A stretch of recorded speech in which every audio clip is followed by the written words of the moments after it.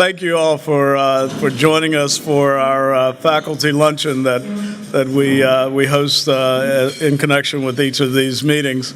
We are honored today to have an interesting conversation with Cynthia Nicoletti, who's going to talk to us about a timely historical topic, the book Succession on Trial, the Treason Prosecution of Jefferson Davis. Cynthia is kind of an interesting person. I got to sit next to her and chat with her for a minute. She has the rare distinction of being a triple who, but it was interrupted by a trip to Harvard Law School. And somewhere along the way, Cynthia may have suggested, without offending anybody who else may have gone to Harvard, that she made a mistake and should have been a quadruple who, which we'll all appreciate, of course. Like our esteemed dean, I struggled to get 2 degrees. She has 4. And I just find that to be an incredible academic achievement. In addition, Cynthia's won a couple of recent book prizes, and without further ado, and without taking further time from her conversation, Cynthia.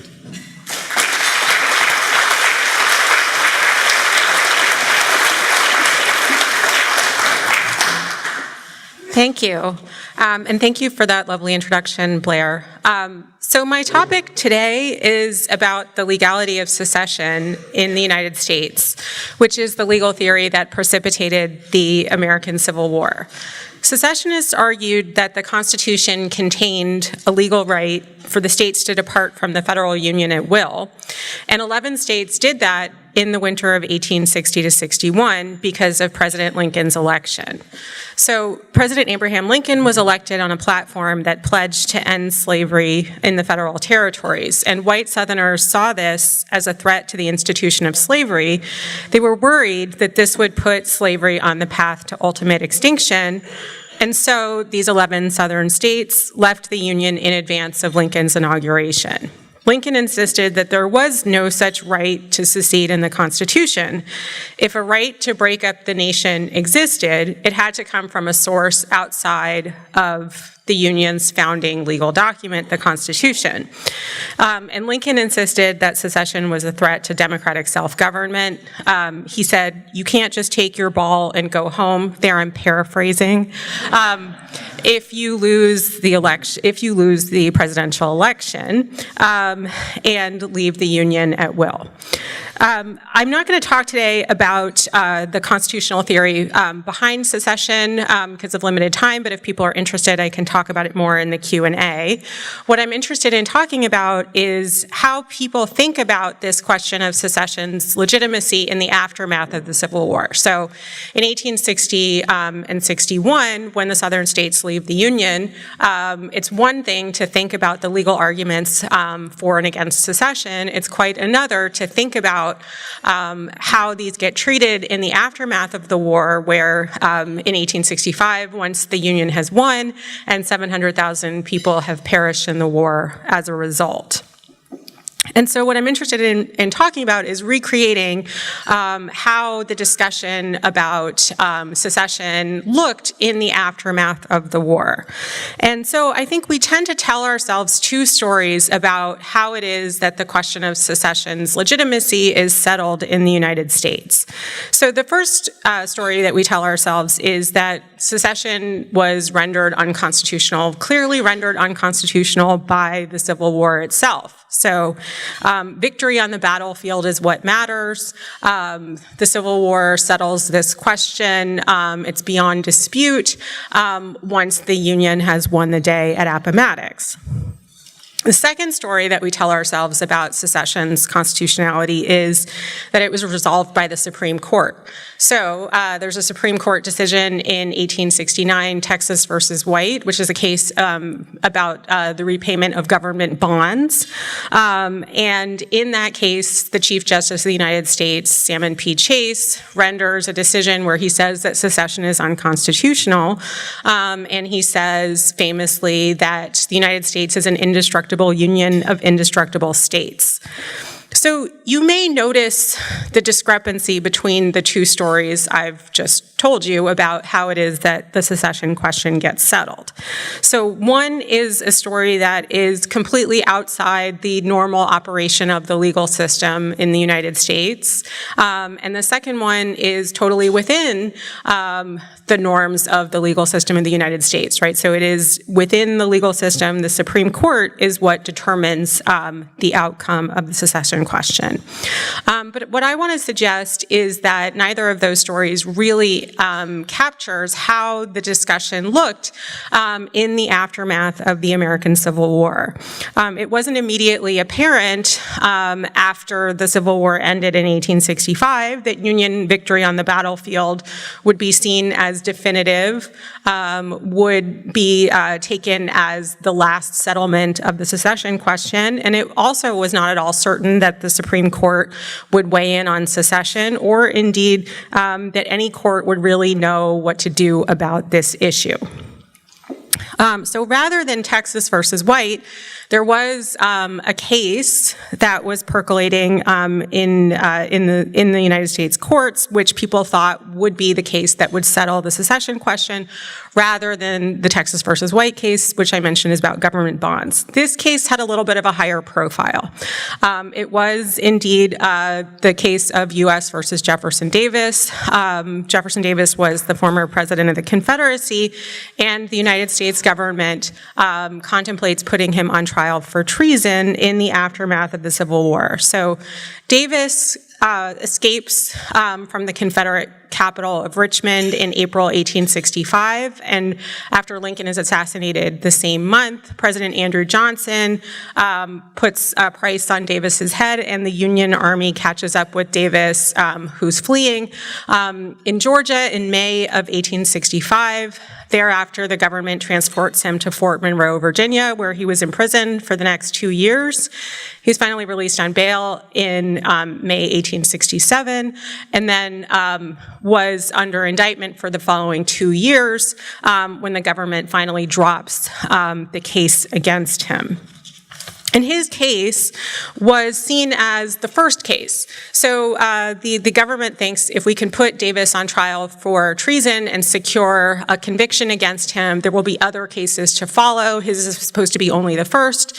There are a number of people who would go on trial after Davis if the government manages to secure a conviction against him. So initially, the government thinks about what are they going to try Davis for. I mentioned that they think about trying him for treason, but there are a couple of other possibilities on the table. There are allegations that he's involved with Lincoln's assassination. There also is the possibility of trying him for the terrible conditions at Andersonville Prison. And so there's this question of whether they're going to try Davis for violations of the law of war, or whether they're going to try Davis for the crime of treason. On here, the government takes a fork in the road. They think initially about trying him for violations of the law of war, but the evidence is thin that Davis participated in the Lincoln assassination or was directing what happened at Andersonville Prison. And so some of the witnesses sort of unravel. And so what the government is left with is the decision to try Davis for treason against the United States. And I should mention that it seems really easy at first glance to try Jefferson Davis for treason against the United States. Making out a prima facie case against him for treason seems like probably the easiest thing in the world in May of 1865. So the U.S. Constitution defines the crime of treason. Treason is defined as levying war against the United States. Prior precedent had suggested that there had to be an overt act of violence in order to prove that somebody levied war against the United States. But this is pretty much a no-brainer when we're thinking about Jefferson Davis. His entire job was to levy war against the United States. That's pretty much the job description. But where things get tricky is when it came to Davis's defense. So it was widely anticipated that Davis would raise secession as his affirmative defense to the crime of treason. So treason is a crime of loyalty, and it can only be committed by U.S. citizens. So it was anticipated that he would argue that his home state of Mississippi seceded in January of 1861, and when Mississippi seceded from the Union, it broke the bonds of Union and therefore destroyed Davis's United States citizenship. So if he's no longer a U.S. citizen, he can't commit treason against the United States. And Davis's prosecutors start thinking about this question, and they start worrying about what might happen if this defense on the grounds of secession is successful. And they're thinking about a couple of different possibilities. One is an adverse jury verdict. And then secondly, and maybe sort of more surprisingly, is they worry about a ruling by the judges on this question, where maybe the judges might instruct the jury that secession was legal and therefore constituted a defense to treason. And at the same time, the government is sort of caught in a bind. So they certainly want to, it seems like a good thing to pursue this case. There's a sense that if the government can't secure a conviction against Jefferson Davis, that might suggest a couple of unpleasant possibilities. One is that, is the United States a real nation if we can't get treason convictions against, the leaders of the Confederate government? What does that suggest about national integrity? And secondly, I think that Americans are also worried about this possibility of leaving the decision of the battlefield to be the only definitive statement on secession's legality. They think we want to get a conviction in the court of law that suggests the same thing that the battlefield suggested in 1865. So there's real pressure on the government to try to get a conviction against Davis, but on the other hand, they're also quite worried about what would happen, maybe it's even worse, if they put Davis on trial for treason and he's exonerated. And so this is something that the government is sort of struggling with. What are they going to do about Davis? So they consider first, I guess, what forum they want to try Davis in. They think about possibly trying him in a military tribunal. There, the jury would be composed of Union generals. They seem almost certain to convict. But there's this question of a military tribunal versus a civil trial, and maybe they also think about where they might hold a trial. So the Constitution says that you have to be tried in the place where your crime was committed, and indeed Davis committed his crime with his pen at his desk in the Confederate capital of Richmond. But there are also suggestions that maybe they can try Davis anywhere the Confederate Army marched, so maybe in Pennsylvania. There are also raids in other northern states, and so possibly they could try Davis outside of Richmond.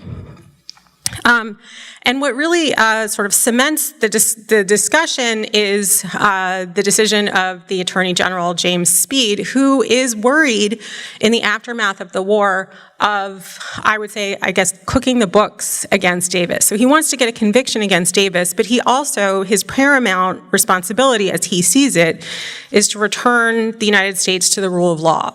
So he thinks of the Civil War as really a great rupture in in which maybe people in the United States will be torn away from the rule of law and maybe think that we can substitute violence for reasoned discussions of legal questions. And so he says, my job is to return the United States to the normal functioning of the legal system. And he says, okay, well, in accordance with that principle, Davis committed a civil crime, treason, so he has to be tried in a civil court, and also he has to be tried in the place where he committed the crime, Richmond, Virginia. And as you might imagine, it's potentially difficult to get a conviction against Jefferson Davis in a place as deeply Confederate as Richmond was at the time. Federal jurors had to take the ironclad oath and swear that they had always been loyal to the Union, but you never know whether or not somebody could take that oath and still vote to exonerate Davis. And so the government is sort of struggling with this decision of what they're going to do in putting Davis on trial. And at the same time, Davis's defense attorneys go to work in terms of trying to stoke the government's worries about this case. So Davis's main defense lawyer was a New Yorker named Charles O'Connor, and he was very savvy about what to do about this case. And he realizes that the government's worries about secession are there. And so what he does is he tries to magnify them. So he wants to use the secession arguments instrumentally. He hopes to get the government to drop the case. He thinks that that's the best outcome for his client, because he fears for Davis's life if Davis was convicted. And so what he does is he feigns confidence in the idea that secession would be exonerated. So he suggests that not just the possibility that a jury might exonerate Davis, but also that the two federal judges who are supposed to preside over Davis's case, Chief Justice Salmon P Chase and John Underwood, who is the district judge, might find in favor of secession themselves. And what he does is he suggests that there are all kinds of connections, interesting connections between secession and some of the Reconstruction politics of Republican politicians, including Chief Justice Chase, and suggests to them that there is a possibility that the judges might find that secession is constitutional. After all, Chief Justice Chase had previously been a longtime politician and had in that capacity, mounted lots of states' rights arguments in favor of anti-slavery principles. And so there's this suggestion that maybe Chase will have to find in favor of secession. At the same time that Charles O'Connor and Davis's legal team raise these questions about whether or not the judges might find in favor of secession, they're also trying to change public opinion in Davis's favor. And so they get the momentum for Davis to build. And what emerges is a very weird set of allies in favor of Jefferson Davis, and a notable one being Horace Greeley, who was the anti-slavery editor of the New York Tribune. And Greeley uses the New York Tribune to suggest that maybe we shouldn't try somebody like Jefferson Davis for treason.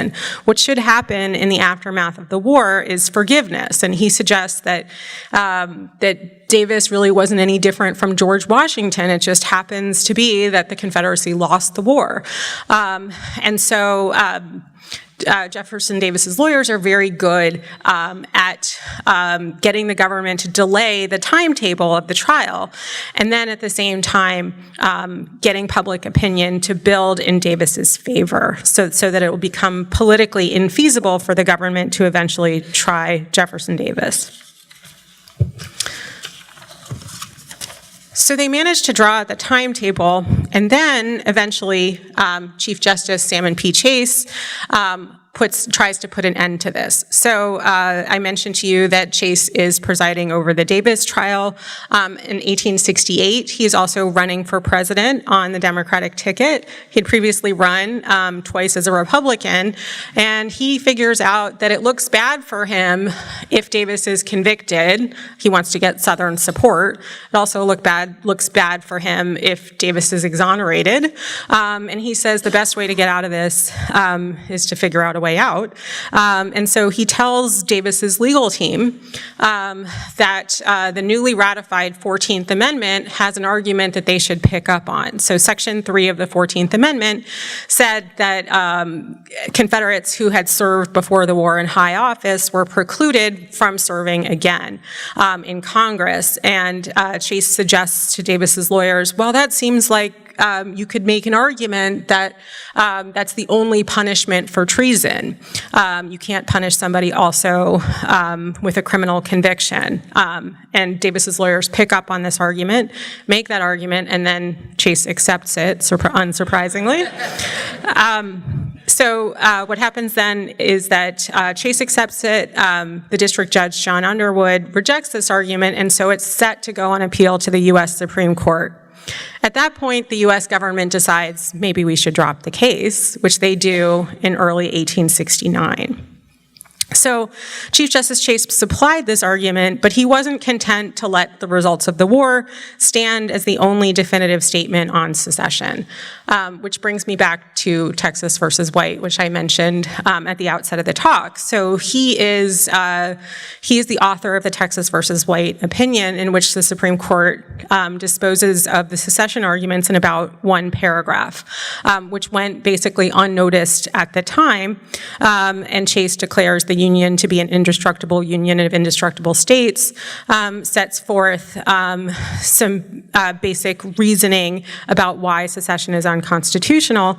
And Chase puts this in the opinion, and I think hopes that as time passes, he puts this into the U.S. reports, and by putting it into the U.S. reports, as time passes, this would make it look as though the question of secession's constitutionality had been resolved by reason, and not just the trial by battle that Union victory represented. And he was largely successful, I think, at doing that. Only pesky historians who come long after the fact, who pick at this scab, sort of unearth what happened and seek to understand what is underneath that paragraph.